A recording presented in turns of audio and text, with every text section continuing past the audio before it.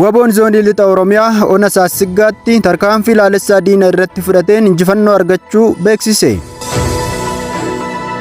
Zoonii giddugala Oromiyaatti loltoonni mootummaa guyyuun gara waraana bilisummaa Oromootti makamaa jiraachuu hoogganni zoonichaa beeksisan.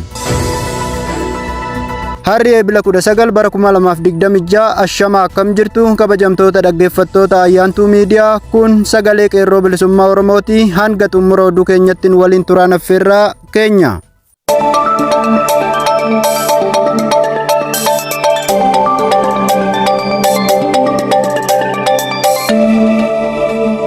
Waboon zoonii lixa Oromiyaa ona Saasiggaatti tarkaanfii laalessaa diina irratti fudhateen injifannoo guddaa argachuu beeksise. Bal'ina oduutiin jaalxiiqii sabaa waan qindeeffate qaba. Humni bilisummaa Oromoo waboon zoonii lixa Oromiyaa keessatti sochii waraanaa geggeessaa jiru cimsuun tibbana aanaa Saasiggaa bulchiinsa magaalaa Angar keessatti eebila 17 bara 2026 tarkaanfii laalessaa humnoota mootummaa irratti fudhateen injifannoo guddaa galmeessuu isaa beeksiseera. Akka odeeffannoon hooggansa zoonichaa irraa argametti waraanni bilisummaa Oromoo humnoota mootummaa maqaa gibiraan uummata naannichaa hiraarsaa turan irratti haleellaa cimaa geggeesseera. Tarkaanfiin kun yeroo gabaabaa keessatti bu'aa olaanaa argamsiisuun loltoota mootummaa hedduu du'uu fi madaa'uun isaanii mirkanaa'eera. Dabalataanis haleellaa kana keessatti waajjiraaleen mootummaa gandicha keessatti argaman barbadaa'uun dokumantiiwwan mootummaa adda addaa fi kaardiiwwan filannoo ibiddaan gubachuun daaratti jijjiiramanii jiru. Gama meeshaatiin qawwee AKM hedduu hidhannoo guutuu waliin boombii F18 rasaasa AKM 100 ol rasaasa PKM 100 akkasumas ragaan iccitii keessoo waraana mootummaa mul'isu harka waboo galuun moonaa qabsoo bilisummaa Oromoof galii ta'uun ibsamee jira. Uummanni Oromoo bulchiinsa magaalaa Angar keessatti argamanis injifannoo argame kanatti gammaduun isaanii ibsuun hanga galma walabummaa Oromiyaatti waan danda'aniin waboo cinaa akka dhaabbatan murannoo isaanii ibsanii jiru. Waboon gama isaaniitiin tarkaanfiilee akkanaa itti fufsiisuun humnoota mootummaa irratti dhiibbaa jabaa uumuuf sochii isaa akka cimsus hubachiiseera.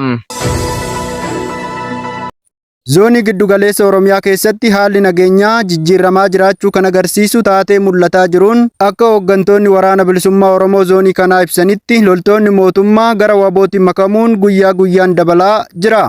Akka gabaasa qondaalota waboo irraa argametti miseensonni humnoota mootummaa adda addaa kanneen akka raayyaa ittisaa, humna addaa yookiin ribee, milishaa fi qaamota bulchiinsaa ta'an hedduun gochaalee fokkisaa uummata nagaa irratti raawwataa turanitti gaabbii isaanii ibsachuun dhiifama gaafatanii gara wabootti harka kennachaa jiru. Kunis immoo jijjiirama humnoonni bilisummaa Oromoo argamsiisaa jiran akka ta'e agarsiisa jedhaniiru. Gama biraatiin miseensonni mootummaa gariin isaanii immoo meeshaa waraanaa harkaa qaban lafa kaa'uun gara jireenya dhuunfaa isaaniitti deebi'aa jiraachuun ibsameera. Haalum kanaan humnoonni mootummaa naannolee garaagaraa keessatti kaampii keessaa badaa jiraachuun isaanii ni mul'ata.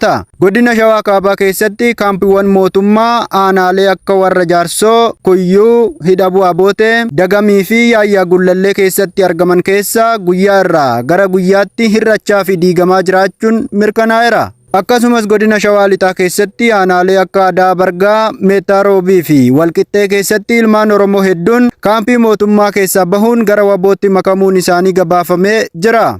Waraanni bilisummaa Oromoo gama isaatiin namoota kaampii mootummaa keessaa bahan kanneen simachuun barnootaa fi kunuunsa barbaachisu hunda akka argatan taasisuun gara maatii isaaniitti nagaan deebisaa jiraachuun himame. Uummanni Oromoo naannolee kunneen keessa jiraatanis walta'iinsa ilmaan Oromoo kana gammachuun simachuu isaanii ibsaniiru. Akkasumas hanga Oromoon bilisa bahuttii fi Oromiyaan walaba taatuutti waboo cinaa dhaabbachuuf qophii ta'uu isaanii ifatti dubbataniiru. Walumaa galatti haalli kun jijjiirama siyaasaa fi waraanaa kan agarsiisuu fi sochii mootummaa keessatti dadhabbinni guddaan mul'achaa jiraachuu ibsas jedhaniiru.